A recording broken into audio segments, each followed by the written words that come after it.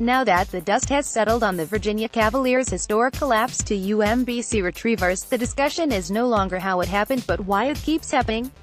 Why do UVA teams that have so much regular season success and ACC tournament success keep failing in the NCAA tournament? Since the 2013-2014 season, the Hoos have a 143-33 record, 5th best in the country, but only a 7-5 record in the NCAA tournament. More specifically, Virginia has won 2 of the past 5 ACC tournaments, going 10-3. Those 10 wins include 5 wins over Ken Palm Top. Meanwhile, the Cavaliers have only beaten 1 team in the Ken Palm Top. Both tournaments are on neutral courts, with quick turnarounds, against tough opponents. Why does UVA fail to live up to expectations in one tournament after having success in another tournament just a week prior? Here are some of the explanations, in no particular order, that may explain it. Pressure. In the past 5 years, the Cavaliers were already locks for the NCAA tournament headed into the ACC tournament, so a loss did not end their seasons. Therefore, there is not as much pressure to win and the team can play looser knowing the consequences are not as dire. However, there was pressure earlier in the season to end the losing streak at Cameron Indoor and Virginia prevailed. Also, other top teams face the same win-or-go-home pressure but have performed better. Opponent familiarity. The Hoos have played 104 games against ACC opponents in the past 5 seasons, going an astounding 83-21. UVA seems to have the conference's number and would seem to explain why the Cavaliers would do well in the ACC tournament against familiar foes. However, Virginia's opponents know UVA's strengths and weaknesses as well. If there was some grand formula to beat the pack line defense, I'm sure Coach K, Roy Williams, and Jim Boeheim would have figured it out by now, but they went 0-5 against the Hoos this season. Being familiar with ACC foes did not help UVA in the 2016 Elite Eight collapse against Syracuse. UVA's opponents in the NCAA tournament would also be facing an unfamiliar team and defensive scheme in the gimmicky pack line.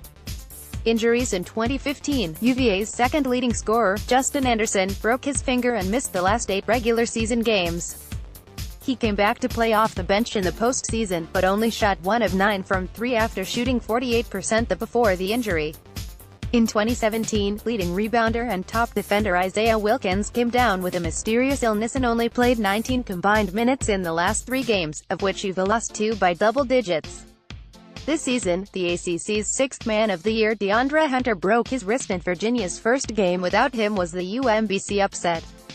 However, the Hoos were completely healthy during their 2014 and 2016 upsets to Michigan State and Syracuse. Other teams have been dealing with injuries this tournament too but have advanced, like Kansas State and Purdue. No low-post scorer. Sometimes UVA's shooters can have a cold night and having a consistent low-post scorer would help alleviate some of the scoring load.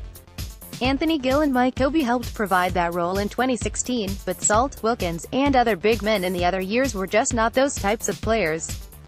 Maybe if a certain big man last year followed the team rules or a unicorn got more playing time this season, it would not be an issue. Even while shooting under 30% from 3 at Duke and in the ACCT versus Clemson, the Hoos were still able to prevail without a big-time low-post scorer. Another top team, Villanova, is 13th in the country with 47% of their shots being 3-pointers, so not having a low-post scoring threat has worked out fine for them. Worn down by system, the pack line defense and mover blocker offense require both mental and physical energy in order to perfect. This exertion throughout a long season can take a toll on a team. UVA lost 2 of their last 8 games in 2014, 3 of their last 5 in 2015, 4 of their last 13 in 2016, 8 of their last 15 in 2017, and 2 of their last 10 this season. In the loss to UMBC, only 7 players saw minutes, while Huff and Anthony only played in 13 games all season. All those minutes for the starters can add up at the end of the season, but other teams in the NCAA tournament play a long season too. Does the pack line wear its own team down more so than his own, or than a run in offense? Mental. Maybe the lack of NCAA tournament success has gotten to the players' heads. May Coach Bennett and the players feel even more added pressure to due to previous tournament failures and get a "here we go again" mentality when they get tested. The Florida loss was the only loss to a better-seeded team, so getting caught looking ahead or taking a team lightly can certainly be a factor as well. The national narrative of not getting it done in the tournament can be an extra burden, but somehow Villanova got past it 2 years ago and Gonzaga last season.